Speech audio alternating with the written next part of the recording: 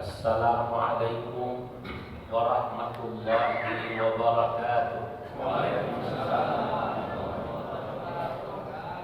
Alhamdulillahilladzi faddala al-ulama bi syarafil 'izzi was-safa wa asyraqa qulubahum wa 'uqulahum bi anwaril baha.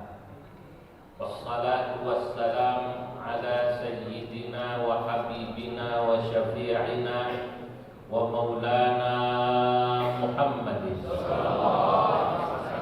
sayyidil anbiya wa imamil atqiya wa mir'atil awliya wa yanbu'i ulumil ulama wa mu'tamadi futuhil awliya wa ala alihi wa ashabihil asfiya wattabi'ina lahum bi ihsan taraku lana ma'arifahum wa turrathahum al-gharra wa-tharra. Amma ba'du, hadratal mukarramin wal muhtaramin, para pangersa alim ulama yang hadir di Pondok Pesantren Darul Falah, pimpinan almarhum al-maghfurlah Ajengan Ki Haji Asep Burhanuddin. Qatarallahu amsalih. Amin. Para kiai dan pengurus MUI maupun NU yang hadir, saya minta maaf tidak bisa menyebut satu persatu namanya. Insyaallah tidak mengurangi rasa hormat saya.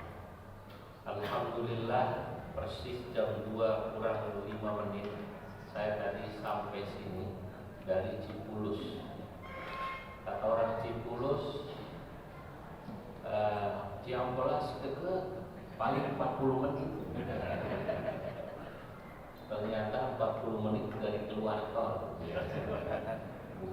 Tadi ditahan-tahan di sana. Jadi mungkin kalau saya tadi lebih awal itu bisa datang lebih awal. Jadi saya sudah selesai di sana jam 11 kurang 5 atau 10, tapi ditahan-tahan. Ya, saya mohon maaf lambat tiba di sini. Tapi memang Pondok Cipulus maupun pondok ini bagi kami Nahdlatul Ulama adalah pondok-pondok yang penting untuk didatangi, karena kita tahu masing-masing adalah sesepuh Nahdlatul Ulama, baik Abah Cipulus maupun Mama Ajengan Ki Asep Burhanuddin atau pangersa Ki Asep Burhanuddin Rois Syuriah. Hadirin yang dimuliakan Allah, tapi hari ini acara kita kebetulan diadakan oleh MUI. Ya, pengurus MUI, saya juga pengurus MUI, tapi di MUI pusat saya sekretaris Dewan Pertimbangan. Yang kebetulan ketua Dewan Pertimbangannya adalah Bapak Ki Haji Ma'ruf Pak Wapres. Jadi saya masih muda, tapi dikumpulin sama yang tua-tua. Nah, hari ini saya diberi kehormatan berbicara tentang peran ulama di era digital. Dalam bahasa Arab kurang lebihnya mungkin kalau mau dibahasa Arabkan, daulul ulama fil asril raqmi. Era digital itu bahasa Arabnya al-asrul raqmi. Ar-raqmi. Nah, saya tidak membaca katakanlah surat secara panjang, tapi sekilas tadi pangersa pakai Gus Idris telah memberikan penjelasan bahwa memang era digital ini adalah satu keniscayaan yang kita hadapi, di mana memang sekarang mau tidak mau orang itu tidak pernah bisa lepas dari yang namanya gadget. Satu sisi ini membawa hal-hal positif, tapi sisi lain juga ini membawa hal-hal negatif. Karena memang saya meyakini apapun yang itu merupakan sunnatullah, tergantung kita menyikapinya. Dia bisa membawa sisi positif buat kita, tapi juga sisi negatif. Banyak santri dulu ketika awal-awal era digital, saya masih ingat, orang menghubungi orang main Instagram dan Facebook itu dengan hukum haram. Bahkan dibuat acara Basul Masail di sebuah pesantren di Jawa Timur. Dulu dihukumi main Instagram dan Facebook itu hukumnya apa namanya? Haram. Karena memang mungkin yang dilihat sisi negatifnya.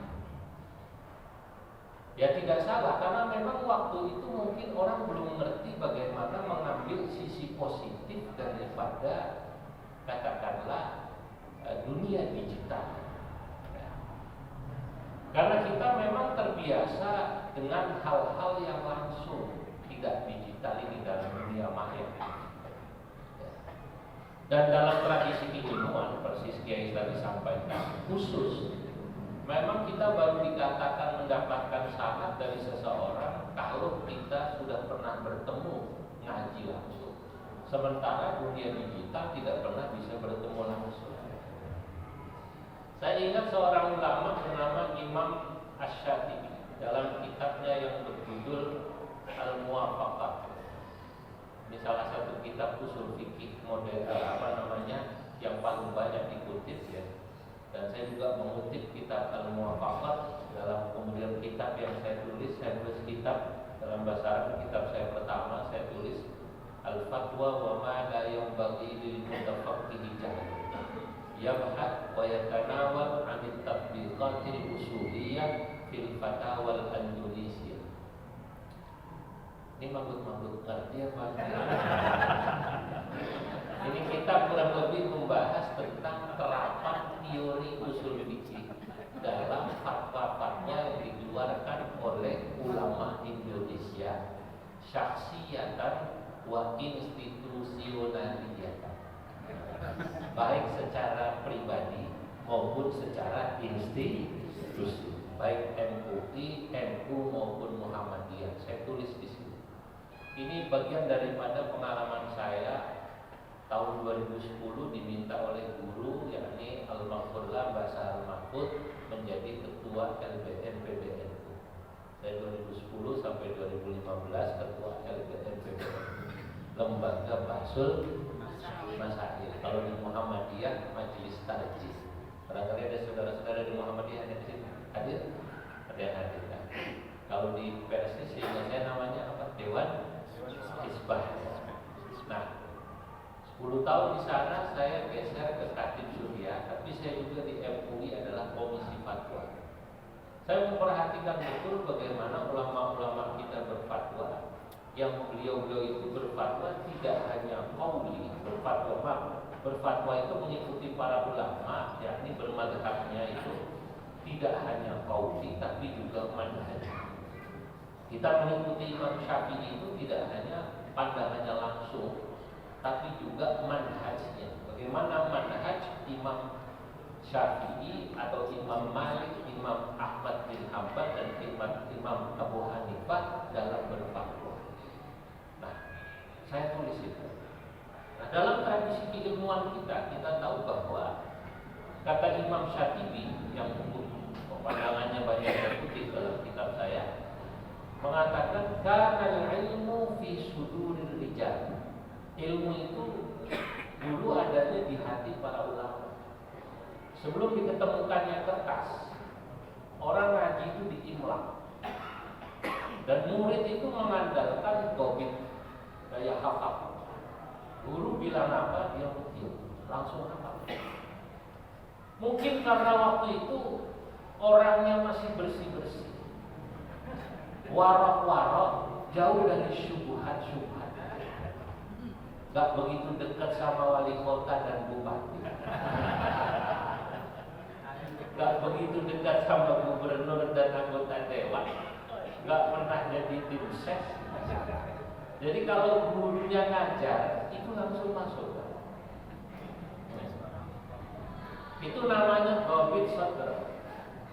Tapi kemudian ditemukan yang namanya teknologi kertas, mulailah ilmu itu ditulis berpindah ke buku. Maka kata Imam Asy-Syatibi dalam kitab Al-Muwafaqat, kana al-ilmu fi suduril rijal. Adalah ilmu dulu adanya di hati para ulama, tsumman taqala ilal kutub, tapi belakangan tradisi ilmu bergeser kepada kitab. orang mulai baca kitab. Wal an bal yantaqilu ila YouTube. Kalau tadi kana al-ilmu fi sudurir rijal thumma intaqala ila kutub, wal an bal yantaqilu ila YouTube. Sekarang bahkan sudah bergeser kepada YouTube. Walakin akan tetapi kata Imam Asy-Syatibi dalam kitab Al-Muwafaqah, mafatihuha bi aidir rijal. Kunci untuk bisa mendapatkan ilmu yang benar bi aidir rijal tetap harus dari tangan ulama yang sangat keilmuannya benar. Makanya kalau kita mau masuk yang pertama membahas tentang peran ulama di era digital, majelis ulama ini pertama dia harus mempersiapkan ulama-ulama, kader-kader ulama. Saya tahu biasanya di MUI ada PKU, ada betul sih, pendidikan kader ulama, agar kemudian belajar nanti dari ulama yang sangat keilmuannya benar dan ulama itu jelas kualitas keilmuan. Karena keilmuannya benar itu jelas, ini alumni mana, ngajinya dari siapa, ke atasnya dari siapa. Saya secara khusus menulis tentang sana keilmuan ulama Indonesia, khususnya NU.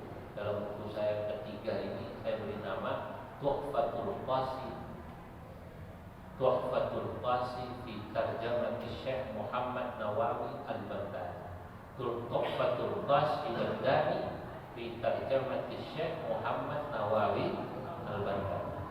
Dalam kitab ini saya jelaskan tentang biografi kakek buyut saya, siapa gurunya, siapa murid-muridnya di Indonesia sampai sekarang, sampai abad ke-21. Jadi saya catat rijalud da'wah wal ilm fil qarnil 20 wahid wal 20 sampai abad 21 dari abad 19. Nah, ini penting, Pak.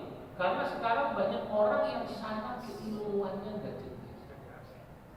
Karena mereka mencari ilmunya pertama dipikir cukup dari Quran dan hadis. Itu betul. Sumber hukum itu Al-Quran dan hadis. Cuma bagaimana cara memahami Al-Quran dan hadis? Tadi dikatakan oleh Imam Asy-Syatibi, walakin mafatihuha bi aidi al-rijal, di tangan para ulama. Di sana ada ilmu bahasa Arab, ya, di Al-Quran Arabi. Al-Quran itu kata Imam Asy-Syatibi bahasa Arab. Wa Rasulullah sallallahu alaihi wasallam Arabi, dan Rasulullah sallallahu alaihi wasallam kata Imam Asy-Syatibi Arabi, ayatakallamu bil arabiyyatil fusha, yakni beliau berbicara dengan bahasa Arab yang fasih. Fala budda, maka mau tidak mau zaman sekarang ya orang baru bisa dikatakan alim ilmu agama dan pantas diberi gelar ulama kalau dia paham bahasa Arab dan hukum agama dengan baik. Makanya orang aktif di MUI belum tentu ulama. Betul Pak? Untungnya MUI itu ada para ulama dan cendekiawan serta zu'ama. Untungnya ada kata-kata cendekiawan dan zu'ama. Tapi MUI Bokyao kata orang Jawa, mestinya tetap mayoritas isinya ulama. Jangan pensiunan ulama.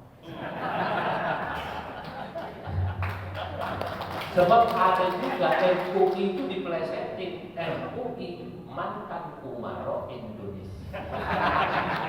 Jadi bukan Majelis Ulama Indonesia, tapi mantan umaro Indonesia. Ketua umum MUI kok misalnya ada mantan kabak besar.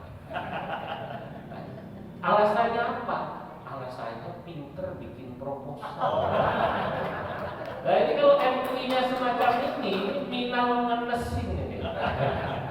Ngenes sekali. Begitu ditanya fatwa ulama tidak tahu. Padahal ulama itu harus yang adil, murabbiyu,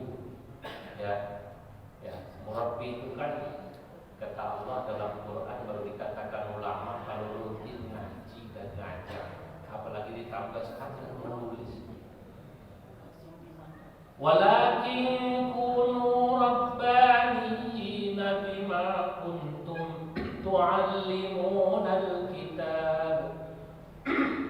Walakin kunu rabbaniyina bima kuntum tu'allimunal kitab wa bima kuntum tadrusun. Jadilah kalian para rabbani, murabbi, rabbani sama. Ulama rabbani, murabbiyun adalah ulama yang mereka senantiasa pakainya sifat mudhari atau mudhari bermakna istimrar, terus gak berhenti-berhenti. Baknya bak sababiyah, manya ma masdariyah. Bima kuntum tu'allimunal kitabah wa bima kuntum tadrusun. Anda dikatakan ulama rabbani selama tetap ngajar dan belajar. Nah, kalau kiai ulama kok nggak ngajar, nggak belajar, tapi kesana kemari mendekati calon-calon. Ini namanya bukan ulama murabbiyun, tapi mulabbiyun.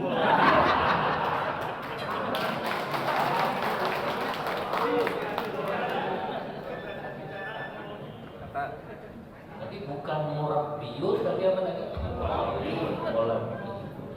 Tukang lurus. Nah, saya ingin mengingatkan, ulama itu belum ngajar. Mungkin ada ulama yang maaf tidak begitu pandai ya tampil di sosial media, tidak punya viewer, kalau bahasa sekarang penonton yang banyak. Oh, kiai kamu terkenal di YouTube, terkenal. Kalau cuma terkenal di YouTube, lalu kemudian dianggap itu tokoh, ini keliru. Orang kok menganggap tokoh itu kalau terkenal di YouTube, kalau diundang. Kalau diundang untuk menghibur masyarakat, ceramah orang bawah ya nggak apa-apa lah, nggak apa-apa. Saya juga harus katakan, itu juga butuh kadang gus-gus yang begitu. Betul apa tidak? Iyalah betul. Tapi kalau standar ulama itu harus alim, Pak. Baru kita pakai kiai. Kalau yang begitu gus saja. Kalau gus kan masih boleh salah. Ya, dan kalau gus istri nggak boleh dua, Pak.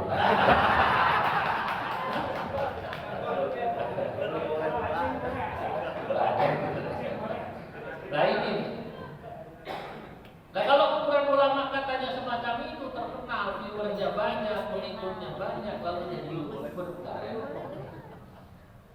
berfatwa itu kan ada standar, ada takyifil fatwa. Saya sebut dalam kitab saya, ada yang namanya proses berfatwa.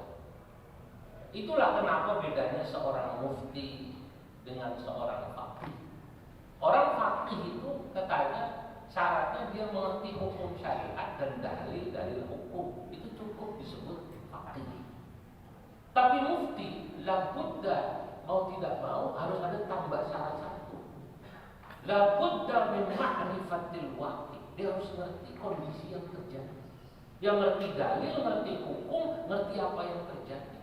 Maka orang di penjara, orang yang tidak pernah keluar kemana-mana tidak boleh jadi mufti, boleh jadi faqih. Dia hafal kitab Safinah, Kasyifah, dia hafal mungkin akwal ulama dalam fikih Madzhabul Arba'ah atau Al-Fiqhul Islami wa Adillatuhnya Syekh Wahbah Suhaimi, itu faqih. Tapi belum tentu dia mufti, dia tahu. Karena mufti dia harus lihat yang apa terjadi. Nah sekarang orang yang mengerti hukum dan dalilnya saja, tapi tidak mengerti waqi'. Al-waqi' artinya apa yang terjadi, fakta yang terjadi, tidak layak berfatwa. Apalagi orang yang tidak mengerti dalil hukum lalu main berfatwa hanya karena tahu pertanyaan yang terjadi. Oh begini main jawab, oh kira-kira begini. Ini bahaya. Inilah yang saya katakan dalam nadhaman yang sering saya lakukan itu, ma'aktaral haurata min alimil yutubi fa'afta bil mashhadi bila raj'il kutubi ya hasratan lil gugli akhidus sababi Wa innamal ilmu bil isnadi wa talabi. Ma'athar al-hawrah, alangkah bahayanya min alimil yutubi, dampak yang ditimbulkan oleh seorang yang dianggap alim karena populer dari YouTube. Fa'afta bil masyhadi, dia seringkali berfatwa, ya, menjelaskan hukum bila raj'i kutubi, tanpa melihat referensi kita. Ya hasratan, wahai meruginya, lil Google akhidus sabar. Ini cari kitabnya nggak ketemu, dari mana kita mau sendiri aja. Orang yang menjadikan Mbah Google sebagai akhidus sabar, sabar keilmuannya. Saya menganggap bahwa Mbah Google itu hanya untuk tambahan info. Ilmu itu tetap harus wa innamal ilmu bil isnadi wa talabi, harus tetap pakai sanad dan ngaji. Karena kita sudah pernah ngaji, lalu ingat itu dulu saya pernah ngaji dalam hadis, misalnya kita tidak boleh gampang mengkafirkan sesama muslim hanya karena misalnya perbedaan pandangan, apalagi hanya karena yang bersangkutan melakukan dosa besar, sholatnya masih jarak-jarak, tetap karena kata Nabi dalam hadis, oh man sholat sholatana, kan gitu kan, ya, wa akalan dhabihatana, oh apa lanjutannya, cari di Google, boleh, itu karena dulu pernah ikut ngaji, nah di situ, oh Syekh Nawawi dalam Mirqatus Su'ud Tasdik pernah mengatakan orang itu tidak boleh kemudian mengkafirkan orang, tidak mau mensolati jenazah orang hanya karena dia tukang minum khamr. Karena Nabi katanya, kata Syekh Nawawi dalam kitab Mirqatus Su'ud Tasdik pernah mengatakan sallu khalfa kulli barrin wa fajir wa sallu ala kulli barrin wa fajir. Salatlah kau bermakmum di belakang orang yang baik dia itu soleh maupun fajir, ahli maksiat. Wa sallu ala kulli barrin wa fajir, dan salatilah jenazahnya orang yang ahli ibadah maupun ahli maksiat. Dasar-dasar ini kemudian kita jadikan. Kalau kita lupa, oh pernah ngaji, tinggal cari Mbah Google, nggak masalah, karena pernah ngaji. Tapi kalau langsung masuk di sini, di era digital ini kan seperti hutan belantara. Orang kalau nggak pernah ngaji, tahu-tahu langsung kira-kira buka ini, ya, di Mbah Google, hukum Maulid Nabi. Kira-kira yang banyak keluar hukumnya haram apa halal? Haram. Bid'ah apa tidak bid'ah? Nah, kenapa? Karena yang banyak memasukkan info ya orang yang membid'ahkan Maulid Nabi. Kalau kita googling di Google, apa hukumnya tawassul kepada para anbiya dan salihin ba'da mautihi, pasti hukumnya syirik. Karena yang banyak memasukkan itu mereka. Nah, di sini kita harus mengingatkan masyarakat ini sekarang, katanya banyak orang eranya era hijrah. Ya, saya sering duduk-duduk ini sama teman-teman. Faktanya mereka ini orang-orang yang umumnya sekolahnya umum, SMA negeri, kampusnya negeri, lalu ketika mapan pengen jadi orang baik, gitu kan? Nah ini sayangnya ketemu gurunya ini bukan guru-guru yang wajahnya wajah pengurus MUI kampung Kabupaten Bandung Barat. Kalau insya Allah ketemu gurunya seperti beliau-beliau banyak pemirsa semua, sih alhamdulillah saya percaya. Tapi kalau ini kan alim-alim, dari wajahnya kelihatan rata-rata Al-Quran di luar kepala semua. Di luar kepala itu kan artinya kepala di mana, Quran di mana. Kadang-kadang ketemu guru yang madhabnya beda, atau bahkan kemudian dia googling semua. Jadilah mereka menjadi pencari ilmu, pencari fatwa, yang kalau dalam bahasa Arab disebutnya kahati bilailin, seperti pencari kayu bakar di malam hari. Itu bahasa Arabnya kahati bilailin, seperti pencari kayu bakar di malam itu. Karena tadi dia selalu ketemunya mohon maaf gurunya dari Salafi, nanti ketemu gurunya dari HTT. Nanti ketemu gurunya dari kelompok-kelompok yang lebih radikal lagi, yang disebut khawarij hadzal zaman, khawarij zaman sekarang, yang gampang mengkafirkan orang, menghalalkan darah orang, menganggap orang lain dikit-dikit kafir. Saya itu pernah begitu turun dari khutbah itu ditanya oleh seseorang tentang satu sekte atau kelompok Syiah sebut aja. Pak Kiai, Pak Ustaz, menurut Bapak Syiah itu kafir atau bukan? Langsung. Pertama saya mau tanya Syiah mana dulu? Ya, kalau Syiah yang menganggap sahabat Ali sebagai nabi kafir, artinya keluar daripada umat Islam. Sebab hadisnya sudah jelas dan semua sudah ijma' bahwa Nabi Muhammad adalah khatamul anbiya wal mursalin.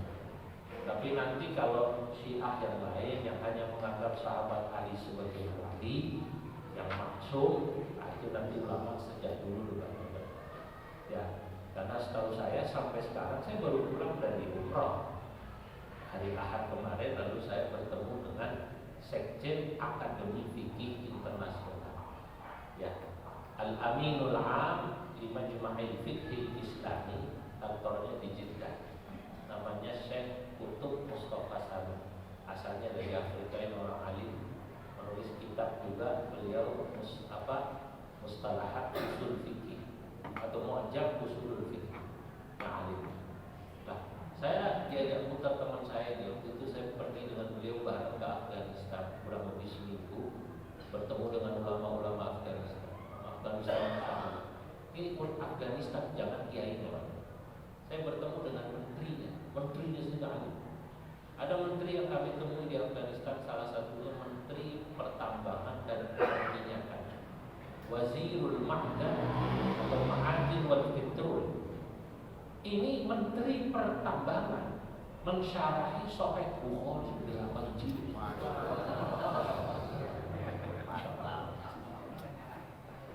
Bayangkan dengan Indonesia, pengurus MUI Komisi Dakwah ngaji Bukhari aja nggak pernah. Ya Allah, alim. Dan saya lalu kemudian main ke sana. Lalu di kantor Majma' itu saya dipamerkan, ini dulu anggota kita yang buat. Salah satunya saya lihat foto selain saya Wahbah Zuhairi yang masih ada sekarang, yang masih saya Abdul Fattah Abdul Buddha yang alim. Lalu saya juga lihat fotonya yang belum lama wafat, yang walaupun agak kontroversial yang dari Mesir tinggal di Qatar, siapa namanya? Syekh Yusuf Qaradawi. Kemudian ada foto. Saya lihat foto ini Syahli Tasghir, ayo ada Syahli Tasghir. Syahli Tasghir itu ulama Syiah Ja'fari atau Syiah Ibn Ashri, tinggalnya di Iran, di Tehran. Tehran itu adanya di ibu kota, kan kita tahu. Saya pernah bertemu, saya pernah ke Tehran melakukan kalau bahasa orang sekolahan itu capacity building, peningkatan kapasitas. Kira sekitar tahun 2015 saya melakukan penelitian yang mungkin yang tidak resmi, katakan yang tidak pernah sekolah formal dari seluruh peserta itu saya. Yang lain kan profesor doktor, yang sekolahnya dari kecil semuanya di dalam dan luar negeri. Satu-satunya tidak kayaknya cuma saya. Kalau saya dari kecil sekolah di luar negeri terus belajarnya di luar negeri karena nggak pernah sekolah negeri. Dari kecil itu di pondok saja dan kemana-mana. Saya bertemu Syahli Tasghir. Ini fotonya Syahli Tasghir. Dia ini juga anggota Akademi Fikih. Berarti mereka ini diakui Muslim. Karena ini lembaga fikih dunia internasional yang kantor pusatnya di mana? Di Jeddah. Iran Syiah sampai sekarang itu masih menerima kuota haji, Pak. Padahal kita tahu yang boleh masuk ke Mekah dan Medina adalah orang yang dihukumi Muslim. Bayangkan. dari sebuah khotbah ceramah itu ditanya langsung, dan saya katakan untuk yang tidak menganggap sahabat Ali sebagai nabi, saya tidak berani mengatakan kafir. Walaupun ada beberapa hal saya tidak sependapat dengan konsep-konsep. Kan begitu? Wah, kalau menurut saya kafir. Kalau saya baca buku ini, saya searching di sini. Bahkan mengajak debat panjang. Saya bilang, sampai ini nanya apa ngajak diskusi? Ya dua-duanya lah. Ini kalau orang nanya itu kan asumsinya dia tidak ngerti lalu bertanya. Kalau ngajak diskusi dia sudah punya modal lalu dia mengajak diskusi. Nah, kalau ngajak diskusi kan kalau kata orang harus apple to apple, harus sebanding. Jangan apple to Xiaomi atau kalau bilang gak ada Xiaomi. Lah saya tanya, bisa bahasa Arab enggak? Wah, minta maaf. Ya bisa tapi dikit-dikit saya. Marhaban ahlan wa sahlan. Wah, repot. Kalau cuma kayak begitu kan jamaah haji kita juga bisa kalau bahasa Arab yang begitu-begitu. Bahasa Arab yang kadang-kadang Arabnya Arab salah paham. Dia ngomong salah untuk yang dengar paham. Itu namanya Arab salah paham. Dari masjid ditawari kudungan, sorban, haji, siti rahmah, khamsariya, al-khamsariya. Dia lihat 5. Dia mau tawar 2 yang bingung. Ingat sholat subuh. Wan, rakaat ini. Ya kan salah, mestinya rialin dia bilang rakaat ini. Untuk yang dagang paham. Dan salah rakaat fardhalillahi ta'ala. Kalau mau. Nah, kalau bahasa Arabnya hanya tahu begini repot. Saya bilang yang saya maksud ngerti bahasa Arab itu bisa baca kitab kuning atau tidak? Jawabannya tidak. Sudah, kata saya tidak perlu dilanjutkan. Saya ingat ucapan Imam Syafi'i. Belum katakan kita kalau diskusi itu harus sama yang imbang. Kalau sama yang gak imbang jangan. Capek deh kalau kata anak muda sekarang apa namanya? Capek. Belum katakan majadalani alimun illa ghalabtu. Saya kalau diskusi sama orang alim, insya Allah saya menang, kata Imam Syafi'i. Wa majadalani jahilun illa ghalabani. Tapi kalau saya diskusi sama orang bodoh tapi merasa pintar, bukan saya menang, saya kalah. Percuma nggak usah dilanjutkan, nanti saya kelihatan kalahnya. Jadi malas itu, saya tidak setuju. Nah, bayangkan sekarang timbul masyarakat semacam ini, Pak.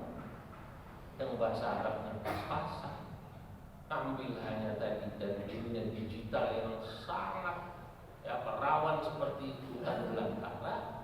Lalu kadang-kadang menganggap apa yang dia searching dari satu situs sudah itulah yang paling benar, sehingga gampang mengkafirkan orang lain.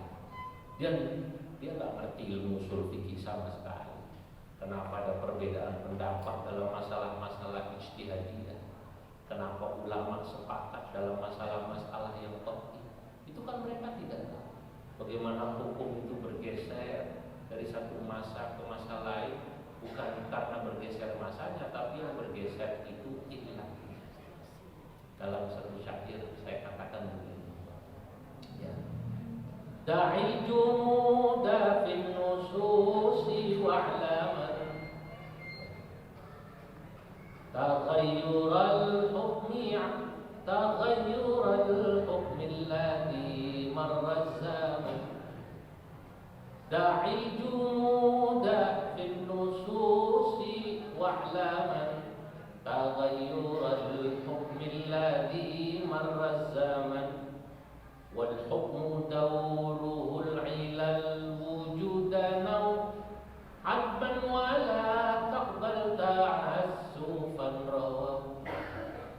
Kata saya, da'i jumud, janganlah kau menjadi orang yang aku jumud fin nususi, dalam memahami satu teks, nas Quran, nas hadis, termasuk nas ibarat para ulama dalam kitab-kitab kuno.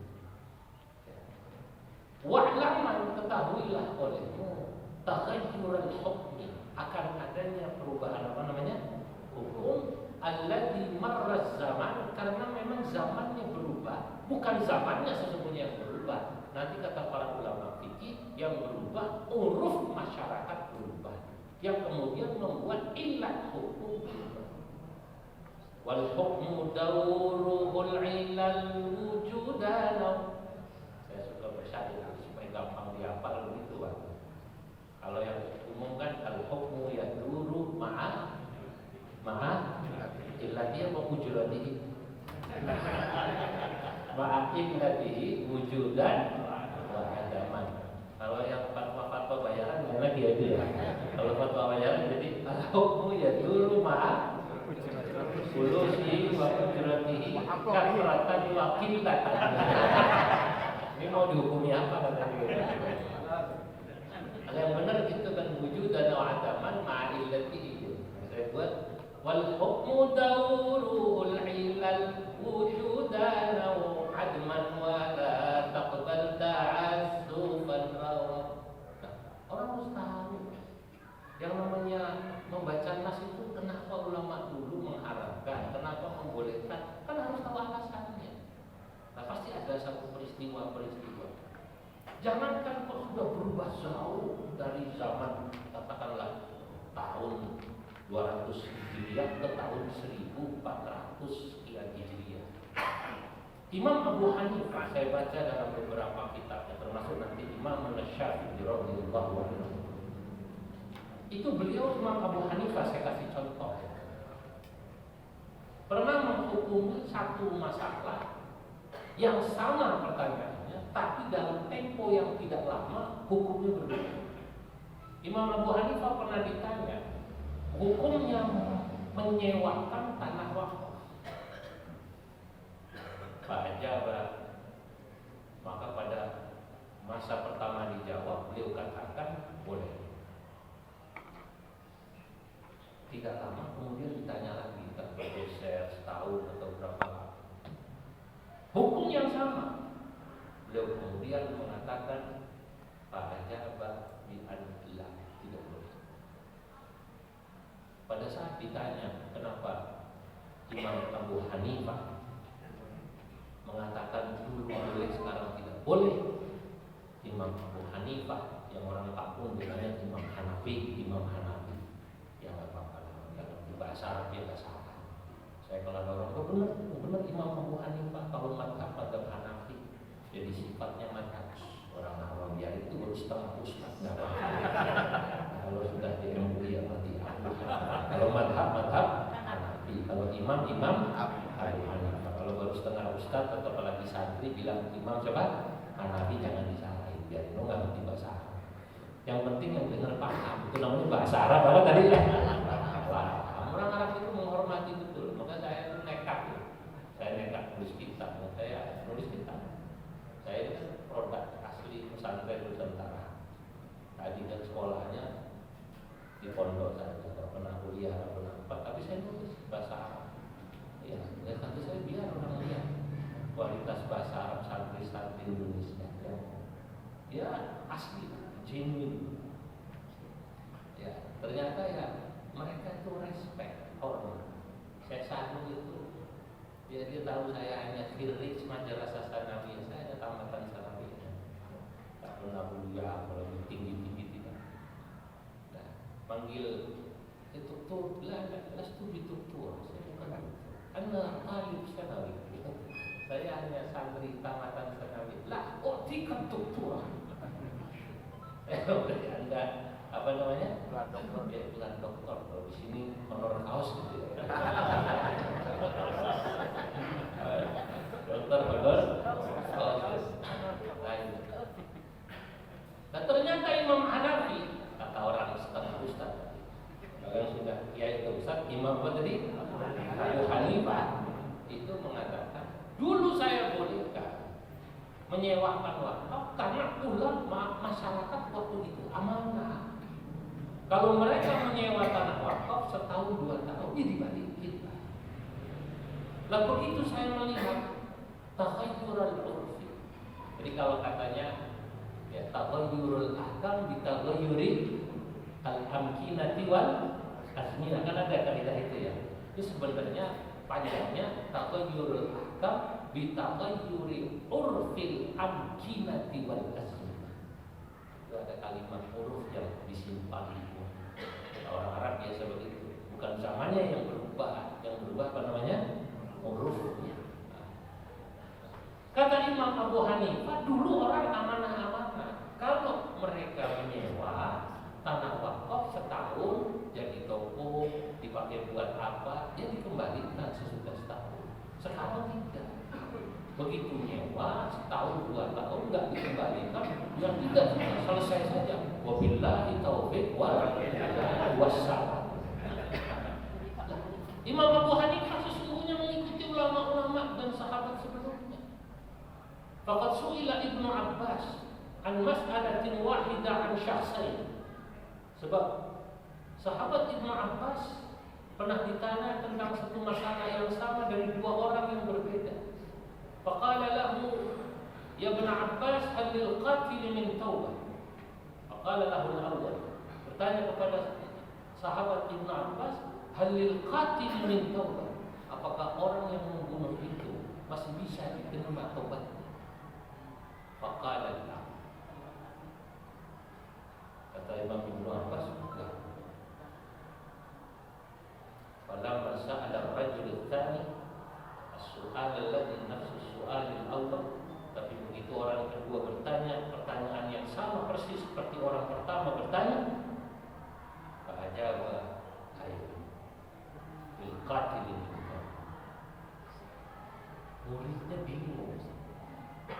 Kata muridnya, wahai sahabat Ibnu Abbas, kau ditanya satu masalah yang sama oleh 2 orang yang berbeda. Kenapa kok jawabannya beda? Ini penting bagi seorang mufti dan ulama. Kata Ibnu Abbas, yang pertama, aku lihat dari wajahnya, wajah penuh dendam. Dia bertanya seperti itu, dugaanku dia ingin mencari justifikasi. Kalau dia membunuh masih bisa apa tidak menerima taubat. Dia belum membunuh, baru mau karena dendam. Maka kalau saya bilang ya, orang yang membunuh bisa taubat, dia jadi membunuh. Sementara yang kedua bertanya, apakah orang yang membunuh bisa diterima taubatnya? Aku bilang ya, karena aku lihat dari wajahnya, wajah penyesalan. Sepertinya dia sudah membunuh orang dan dia menyesal, ingin bertobat. Apakah diterima apa tidak? Maka saya bilang ya aja. Jadi satu soal lain orang itu beda jawabannya. Fal mufti fil adyan ida bimanzilatit tabib fil abdan. Seorang ulama, seorang mufti itu sama kayak tabib, sama kayak dokter. Ya kan kalau dokter sama-sama bilang obatnya lain. Yang datang masih muda atau udah tua, kan gitu kan? Kalau masih muda mungkin dosisnya besar. Gak khawatir, kalau tua ini udah dilihat dari wajahnya pasti banyak komplikasi, ada gula nggak pak? Ada jantung nggak? Ada mah? Kan ditanya dulu kan begitu kan? Maka beda. Nah, itulah ulama begitu. Tapi ulama dulu memang hebat. Cukup melihat dari wajah kadang takut. Ini tahu dari wajahnya nih, ustadz yang motor mobilnya masih kritik. Itu ulama dulu tahu. Ini yang sudah lama itu tahu. Oh, Imam Syafi'i radhiyallahu anhu itu hebat, terkenal sekali. Satu ketika sedang ngaji, muridnya namanya Muradi, Imam Muradi atau Imam Rabi kalau saya nggak salah. Ada pemuda duduk nyender, di sebelahnya ada temannya. Nanya, dia tulis kertas, temannya suruh maju. Pada Imam Syafi'i menanyakan satu pertanyaan. Dibaca soal, rupanya sakit. Dilihat wajah orang itu, dijawab lagi dengan syair oleh Imam Syafi'i. Senyum Imam Syafi'i. Lalu diberikan pada pemuda itu. Begitu dia tahu jawabannya dalam kertas itu, Dia senyum, langsung keluar. Salah satu murid Imam Syafi'i, Imam Bawi atau Imam Malik kalau saya tidak salah, mengejar pemuda tadi. Mas, ada apa? Aku lihat kau tadi minum surat pada guru, kertas. Begitu guru baca, dia tersenyum melihat diri, lalu menulis jawaban. Begitu kau baca jawabannya, kau tersenyum lalu keluar. Kalau boleh tahu apa itu? Kertas. Lalu dibaca. Rupanya isinya syair. Pertanyaannya ada bentuk syair. Hebat. Nanya saja pakai syair. Salil mufti al-makkiyya hal min tazawuri wa dhammati mushtaqil fuadi junahu. Salil mufti al-makkiyya. Bahasa tawil kan ya? Tawilun lahu dunal buhuri qada'ilu fu'ulun mafa'ilun fu'ulun mafa'ilun. Sadil mufti al-Makki, tanyalah kau pada seorang mufti yang asalnya dari Makkah, hal fi tazawuri, kalau aku mengunjungi istri teman nggak disebutin istri. Wadummatin mushtaqil fuadi junahu, kalau aku datang dan memeluknya apakah aku berdosa? Rupanya ini yang nanya masih muda, dia pergi jauh kayak Bang Toyib 2 tahun nggak pulang-pulang. Pas datang pas bulan Ramadan siang hari, orang zaman dulu dia mau pulang ketemu istri kan pasti kangen. 2 tahun Pak. Terus saya itu kalau keliling di Seramak keliling, kadang saya seminggu nggak pulang. Serius, saya bawa tas besar keliling Jawa Timur, nanti cuma sampai bandara lanjut lagi kemana. Itu saya hanya seminggu saja. Itu Masya Allah saya kangen sama anak saya kecil umur 6 tahun. Saking kangennya sama anak saya 6 tahun itu, sampai rumah pengen gendong dia, lupa yang saya gendong ibunya.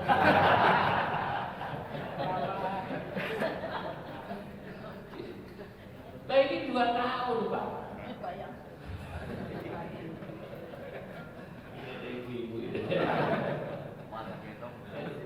2 tahun Bang Toyib gak pulang. Dia mau meluk istrinya, kalau pulang pas Ramadan takut dosa. Masya Allah, berarti bayangkan orang zaman dulu itu soleh-soleh. Saking solehnya tanya mufti, nanya ulama, dosa apa tidak? Dia gak bilang saya 2 tahun gak pulang, lama tidak pulang.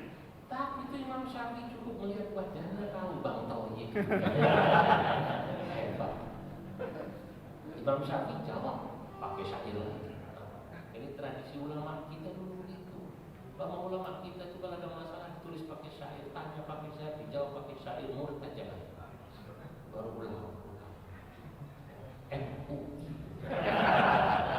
Majelis Ulama Indonesia, bukan mantan. Itu baru MUI.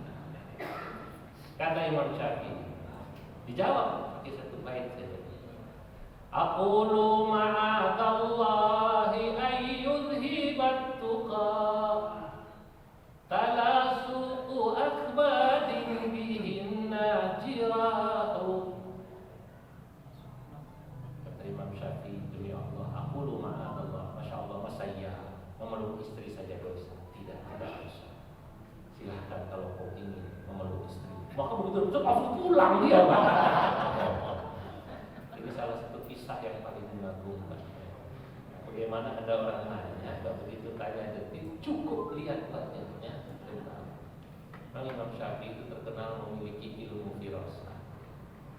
Itu lagi ngajar di masjid, lihat bapak-bapak ini di dalam masjid, dilihat itu orang tiduran yang kulitnya hitam. Duduk dilihat lagi yang kulitnya hitam. Diperhatikan terus bagian sebelah kanan orang itu sambil memperhatikan. Imam Syafi'i melihat muridnya dipanggil, bilang pada bapak itu, budaknya yang kabur, yang kulitnya hitam, yang matanya sebelah kanan cacat, sekarang ada di kantor polisi. Nggak pakai nanya. Imam Syafi'i nanya, kasih tahu kullahu kau bilang padanya, budaknya yang kabur, yang kulitnya apa namanya? Hitam, yang matanya sebelah kanan cacat, ada di kantor polisi. Muridnya Imam Syafi'i mendekati bapak itu, dia bilang, Pak, kalau syaikhi kada wa kada, guruku bilang begini. Kata guru saya, budak bapak sekarang ada di kantor polisi, yang kabur, yang kulitnya hitam, yang matanya cacat sebelah kanan. Kalau ada syaikhu, gurumu bilang begitu. Atau syaikhu kalau ada, gurumu bilang begitu. Ayo, didekati Imam Syafi'i. Ya syaikh, aku kada wa kada. Apakah kau mengatakan begini? Jawaban Imam Syafi'i, benar. Min aina ta'lam? Dari mana Anda tahu kalau saya sedang mencari budak saya yang kabur? Dari mana Anda tahu budak saya kulitnya hitam? Dari mana Anda tahu budak saya matanya cacat sebelah kanan? Dari mana Anda tahu dia di kantor polisi? Imam Syafi'i bilang, aku memperhatikan dirimu sejak tadi. Duduk keliling, yang kau lihat orang yang tidur yang kulitnya hitam. Tidak pernah kau mendekati orang yang kulitnya putih. Dari situ aku tahu kau sedang mencari budakmu yang lain yang kulitnya hitam. Haji. Kalau matanya sebelah kanan, aku perhatikan dari tadi kau selalu memperhatikan matanya sebelah kanan. Pasti yang sebelah kanan matanya ada sesuatu. Nah, pasti ada cacat. Oke. Kalau yang ketiga ini, kenapa kok Anda bilang sekarang budak saya ada di kantor polisi? Nah, kalau itu kata Imam Syafi'i, tadzakartu qaula Rasulillah sallallahu alaihi wasallam. Aku ingat ucapan Nabi Muhammad sallallahu alaihi wasallam. Nabi pernah bersabda, al-abid idza syabi'u za'amu. Budak itu kalau kenyang biasanya suka zina. Wa idza ja'u sarahu, apabila dia lapar dia nyolong. Dia udah berapa hari pergi? 3 lebih apa sih lapar nyolong? Pasti kan polisi. Coba kamu dan persis dia menemukan budaknya di kantor polisi. Ini baru ulama program. Yang kayak gini di era digital di YouTube nggak bisa. Tapi memang walaupun bagaimana YouTube diperlukan untuk menyebarkan paham-paham wasatiyah. Yang sekarang ini kalau kita tidak menyebarkan paham wasatiyah dalam dunia digital, mungkin kita akan kalah dengan orang-orang yang menyebarkan wajah Islam dengan tampilan yang tidak baik, baik ekstrem kanan, ya, maupun ekstrem kiri. Alaika bil umuri bi awsatih. Katanya kita, alaika bi awsatil umuri fa innaha tariqun ila nahjis sirati qawli dalilun ila nahjis sirati qawli. Kita harus terus menyebarkan paham-paham wasatiyah. Ya, sebab apa? Kita tahu ya, terutama dunia keislaman kita dan dunia kita secara umum, terutama yang Islam ini, kita sedang terus dibanjiri ya, tampilan-tampilan, fatwa-fatwa, penjelasan-penjelasan tentang Islam, narasi-narasi yang justru seringnya itu agak tasyadud ke kanan dan atau tasyadud ke kiri, ekstrim kanan maupun ekstrim kiri. Mungkin Indonesia ini salah satu bentengnya ya MUI, yang di dalamnya adalah ormas-ormas Islam, dan ormas Islam utamanya adalah Nahdlatul Ulama, Muhammadiyah dan lain-lain, harus berperan dalam hal ini. Terima kasih, sudah 1 jam lebih saya bicara. Mohon maaf. Oh ya, ini akan saya berikan, saya tidak tahu ini sebuah kitab 3. 2 ini kitab saya. Ya, mungkin 1 buat pengasuh pesantren ya, mungkin ya, sebagai sahibul bait. Nanti yang berikutnya buat MUI sebagai institusi yang mengundang saya. Ya, ini ada kitab ini tentang sanad keilmuan ya. Banyak antum-antum di sini. Dan ini banyak contoh-contoh masalah-masalah fatwa yang kekinian tentang Bitcoin, tentang sepertinya sudah ada, tapi nanti bisa hubungi di staff saya kalau mau pesan bisa. Dan banyak pesantren-pesantren yang ada yang buat pesan. Terima kasih. Ini nanti saya berikan buat Febri dan buat